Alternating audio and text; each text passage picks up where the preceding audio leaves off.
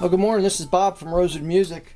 If you're a Fender Telecaster or Stratocaster hobbyist, maybe you've run across these inexpensive copies. They're called SX Vintage Series guitars. They're 125 bucks. It's unbelievable. Anyway, it says custom, handmade, vintage series, you know. I don't think this is custom handmade, but it's really pretty amazing for 125 bucks. I don't love the headstock, you know. What do you expect? It's kind of stupid looking. It's even got that stair step thing that Japan was doing in the 70s, you know. It just looks like an old Crestwood or something.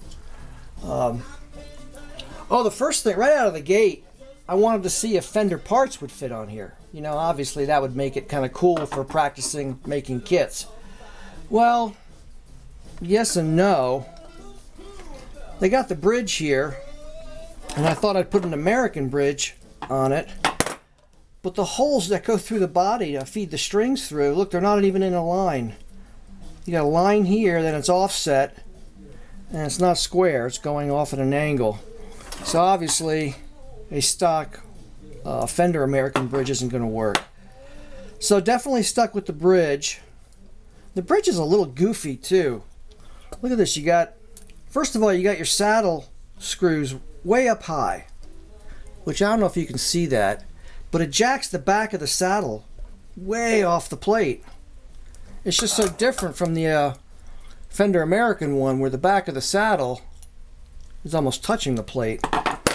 Well, then I thought I could put American saddles on there and maybe feed the screw through the bottom hole. Well, it doesn't really fit, which means I'd have to drill these out. They're all chromed. Look, I mean, you know, you drill it, you're going to shred that chrome right off of there. Well, I'm going to go ahead and just stick with this and put the saddles in the top hole and see what that's like. And I thought, well, maybe I can at least change the electronics. And I just got some EMGs in, so I'm really excited about this. I mean, these aren't antiquities. I get it, you know. I love antiquities. But sometimes this is a guitar I want to pick up. Something with a lot of power. Want to bet any money whether this pickup fits through that hole right there? I got a real sneaking suspicion that this is undersized and I won't even be able to fit the EMG in there. That would suck. The pick guards are interchangeable. This is a WD American made pick guard. Fits the Fender Mexican and American. And lo and behold, those holes line up. So that's kind of cool. Pick guard's the same. And of course the pots and switch are the very inexpensive Chinese model. You know how much this affects the sound? I don't know. I suspect it affects the high end.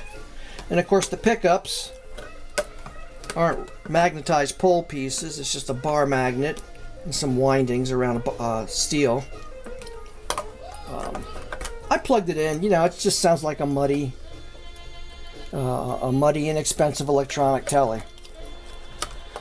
You know, the color in the ad, the color had this really nice see-through blonde. I mean, it just looked gorgeous.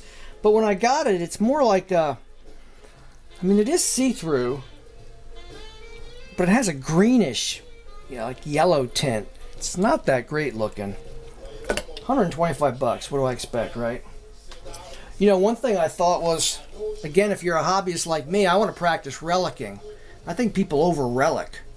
I mean, the guitars that I've seen from the 70s and late 60s, you know, they're just lightly relicked.